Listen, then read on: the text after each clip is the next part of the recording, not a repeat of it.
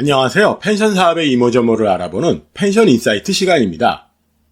이번 영상에서는 펜션 건축과 인테리어의 생생한 현실을 이야기해볼까 합니다. 저는 평소에 펜션 창업은 건축이나 인테리어보다는 제대로 된 테마와 컨셉에 달려있다고 강조하는 편입니다. 하지만 아무리 강조해도 사람들의 관심은 온통 집짓기에만 쏠려있다는 걸 잘 알죠. 제가 펜션 업계에 발을 들여놓게 된 것도 인테리어 회사에 입사하면서부터였죠. 몇 년 지나지 않아 몸담고 있던 회사가 건축 분야에까지 손을 뻗치면서 얼치기 현장 소장 노릇도 제법 오래 했습니다. 독립하고 나와서도 시공팀을 꾸려 펜션 신축 공사에 열을 올렸죠. 하지만 건축이나 인테리어만으로는 제대로 된 펜션을 만들기 힘들다는 사실을 깨닫고 나서부터는 모든 일에서 손을 뗐습니다. 솔직히 양심적으로 공사하면 농어촌 민박 규모의 건축 공사는 크게 남지도 않습니다. 현장 소장 인건비와 현장 진행비, 각종 보험료와 세금까지 제하고 나면 돈이 남기는커녕 손해를 볼 때도 왕왕 있죠. 여기까지가 업체의 입장이라면 펜션 창업에 뛰어든 일반인이 경험하게 될 펜션 건축과 인테리어의 현실은 과연 어떤 모습일까요?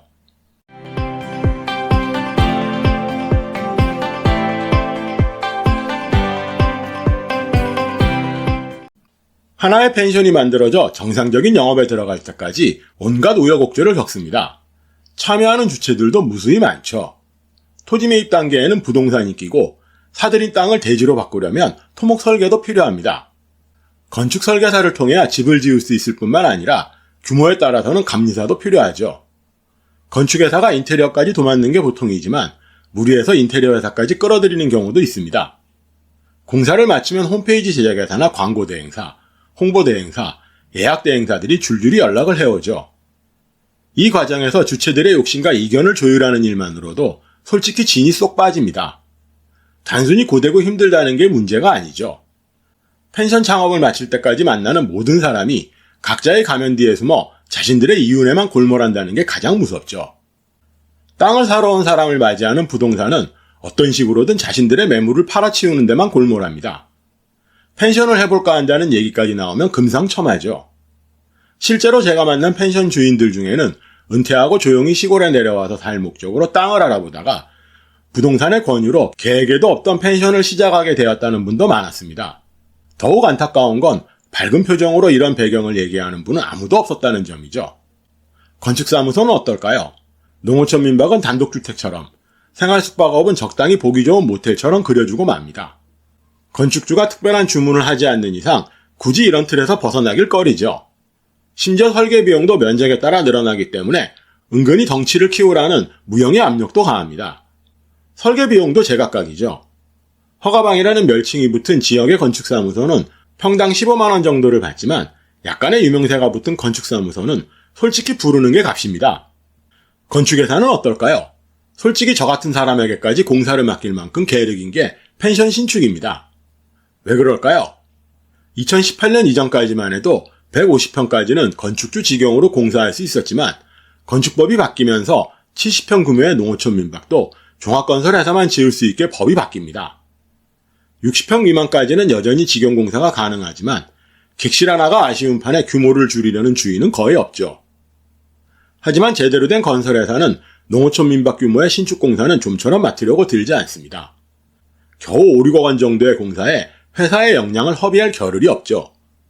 그래서 보통은 종합건설회사의 부금상무 명함을 들고 다니는 무면허 업자들의 몫으로 돌아갑니다. 그런데 부금상무라는 게 뭘까요? 소형건축 시장의 고질적인 병폐인 면허대여를 가리키는 말입니다.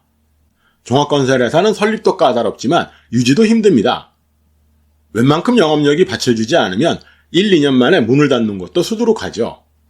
그래서 무면허 업자들에게 면허를 빌려주고 수수료를 받는 관행이 오래전부터 이어져 내려오고 있습니다. 종합건설회사를 만들 여력이 없는 무면허 업자들은 면허를 빌릴 회사의 전무나 상무 명함을 파고 다니면서 공사를 따죠. 심지어 무면허 업자들인 줄 뻔히 알면서 공사를 맡기는 건축주도 많습니다. 바로 이런 사람들을 부르는 호칭이 부금상무죠. 무면허 업자라고 집을 엉망으로 짓거나 늘 말썽이 생긴다는 얘기는 아닙니다. 70평 규모의 단독주택은 한밭집 짬밥이 제법 되는 사람은 어렵지 않게 짓습니다. 다만 서로의 견해차가 클수록 골탕 먹는 쪽은 건축주라는 사실이 무서울 뿐이죠. 펜션은 설계 도면상에 나와 있는 공정만으로는 문을 열기 어렵습니다. 자질구레한 마감은 당연히 업체들 몫이지만 도면에 없는 데크나 수영장, 각종 부대시설 공사는 모두 준공 후에 벌어집니다. 처음 계약할 때와 얘기가 달라지는 건 이때부터죠. 도면에 없던 공사는 업체들조차 달갑지 않지만 어쩔 수 없이 도맡게 됩니다. 마찬가지로 추가 공사 견적이 달가운 주인 역시 거의 없죠. 가뜩이나 자금도 부족하고 그간에 건네준 돈도 있는데 너무하다는 생각이 절로 듭니다. 심지어 계약 단계에서는 견적을 싸게 부르는 대신에 공사 중간중간 갖가지 명목으로 추가 비용을 요구하는 악질업자들도 많습니다. 만약 업자와 다툼이나 분쟁이 발생하면 법적인 책임이나 어느 한쪽의 잘잘못은 둘째치고 그 피해는 고스란히 건축주의 몫으로 돌아갑니다. 도대체 왜 이럴까요? 소형 건축 시장의 고질적인 문제입니다. 흔히 노가다판이라고 부르는 공사 현장에서는 잔금만 제대로 받아도 돈을 번다는 푸념이 끊이질 않죠. 그래서 견적이나 계약서에 명시되지 않는 일은 일절 손을 대려 하지 않습니다. 야박하게 굴 땐 못 하나도 더 박아주지 않을 정도죠. 이런 업체들을 싸잡아 욕하기도 힘듭니다. 공사를 마쳐도 잔금은 주지 못하겠다고 버티는 건축주들도 수두룩합니다. 이 밖에도 펜션 규모의 소형 건축 시장에서 벌어지는 천태만상은 일일이 열거하기도 힘들죠. 이처럼 서로 간에 불신과 반목이 가득한 소형 건축 시장에서 열과 성의를 다해 여러분의 펜션을 지어줄 성실한 업체가 과연 얼마나 될까요? 진지하게 고민해봐야 할 대목입니다.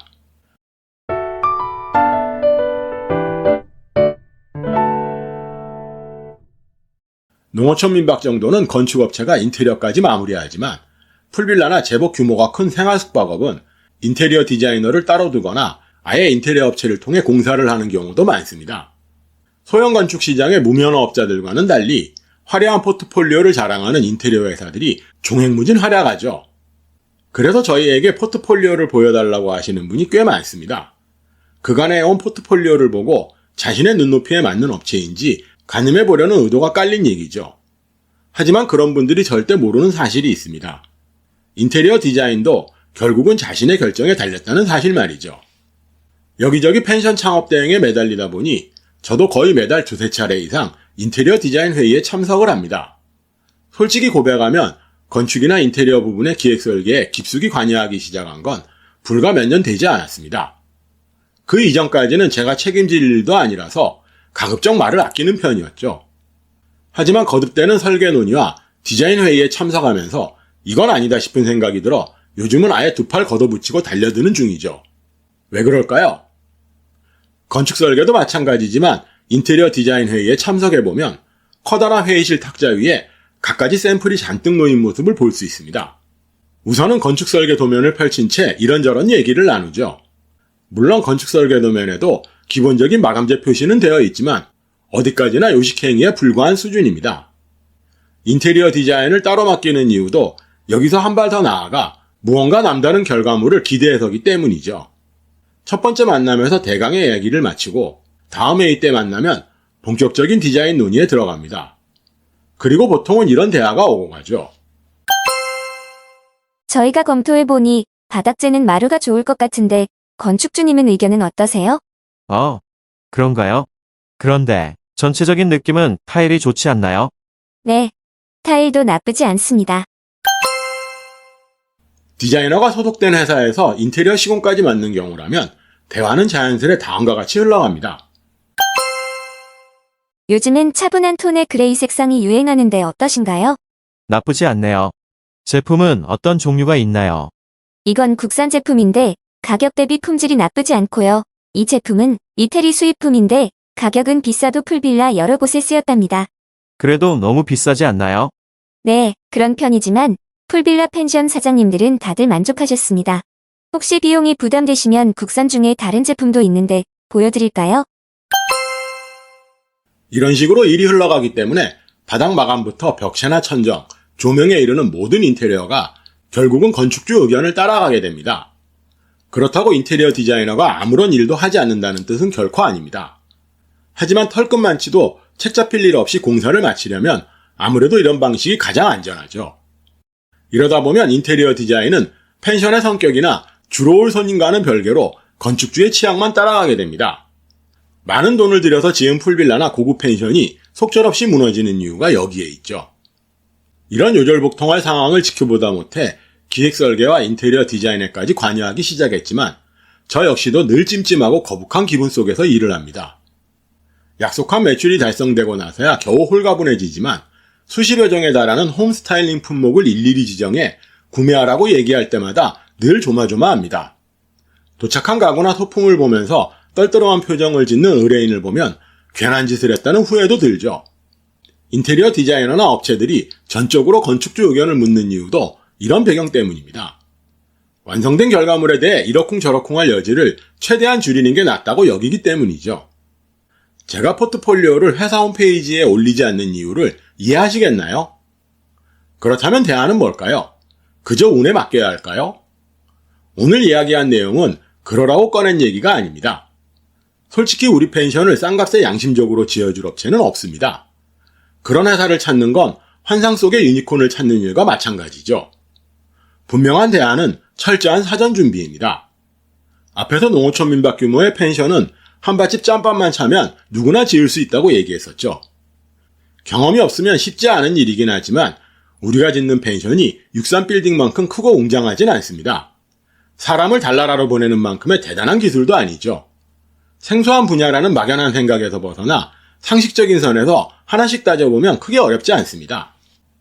기술적인 부분은 건축사무소에서 알아서 해주지만 우리 펜션의 성격은 내가 직접 정해야 합니다. 방마다 손님을 몇 명씩 받을지, 침실은 따로 둘지, 아니면 원룸 형태로 만들지 같은 결정은 건축 설계를 몰라도 충분히 할 수 있는 일입니다. 인테리어도 마찬가지죠. 자재에 관한 전문적인 지식은 없어도 원하는 색상이나 전체적인 분위기는 충분히 떠올릴 수 있습니다.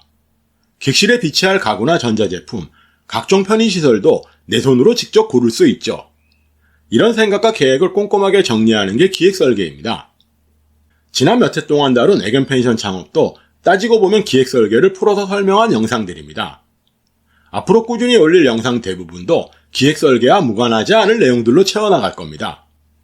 저희 채널에서는 반드시 필요한 경우가 아니면 건축공정이나 인테리어 디자인보다는 펜션 사업의 기본 원리와 구조에 집중할 생각입니다. 얼핏 생각하면 여러분이 목숨 걸고 덤벼드는 건축이나 인테리어와는 아무런 상관없는 내용처럼 보일지도 모르겠지만 절대 그렇지 않습니다. 알아듣기도 힘든 현장 용어로 압박해오는 업체들에게 제대로 된 의사 전달을 하기 위해 꼭 필요한 내용들을 영상으로 제작할 계획입니다. 무턱대고 설계사무소로 달려가기보다는 저희가 꾸준히 올려드릴 내용을 참고하셔서 나만의 독특한 펜션을 만들기 위한 진지한 구상부터 시작해보시길 권해드립니다. 그리고 제대로 된 펜션 창업은 여러분의 노력과 신중한 선택에 달렸다는 사실도 잊지 마셨으면 합니다. 오늘도 긴 영상 시청해주셔서 대단히 감사합니다. 지금까지 펜션 비즈니스 포럼이었습니다.